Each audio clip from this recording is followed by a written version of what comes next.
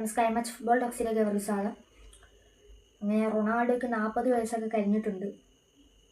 സാധാരണ എല്ലാ പ്ലെയറും ചെയ്യുന്നത് വിരമിക്കുക എന്നതാണ്. എന്നാൽ ഇവിടെ നേരെ തിരിച്ചാണ്. പ്രായം കൂടുന്തോറും വീരം കൂടുന്ന ഐറ്റമാണ് റൊണാൾഡോ. അപ്പോൾ ഇതൊക്കെ സർവ്വസാധാരണമാണല്ലോ. നമുക്കറിയാം, റൊണാൾഡോ പോർച്ചുഗലിന് വേണ്ടി നിരവധി ട്രോഫീസാണ് വാങ്ങിക്കൊടുത്തിട്ടുള്ളത്.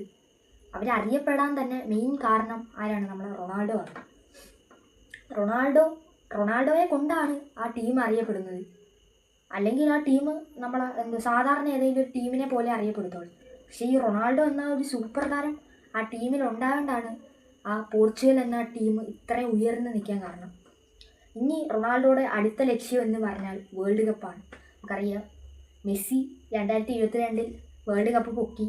അപ്പോൾ റൊണാൾഡോ ആരാധകർക്ക് ഒരു വിഷമം തരുന്നൊരു കാര്യം തന്നെയാണ്. കാരണം മെസ്സി പൊക്കി, ഇനി റൊണാൾഡോയും കൂടെ പൊക്കണം. അപ്പോൾ അടുത്ത വേൾഡ് കപ്പ് റൊണാൾഡോ കളിക്കില്ലേ എന്ന് നമുക്ക് അറിഞ്ഞുകൂടാ. കളിച്ചാൽ അത്രയും നല്ലതായിരിക്കും. അഥവാ ഒരു വേൾഡ് കപ്പ് കിട്ടുവാണെങ്കിൽ ഒരു നല്ല കാര്യം തന്നെയായിരിക്കും. അപ്പോൾ എനിക്ക് ഇത്രേ പറയാനുള്ളൂ. ചത്താലും അണ്ണൻ കളത്തിൽ തന്നെ കാണും. അപ്പോൾ അടുത്ത വീഡിയോയിൽ നമുക്ക് വീണ്ടും കാണാം. നന്ദി, നമസ്കാരം.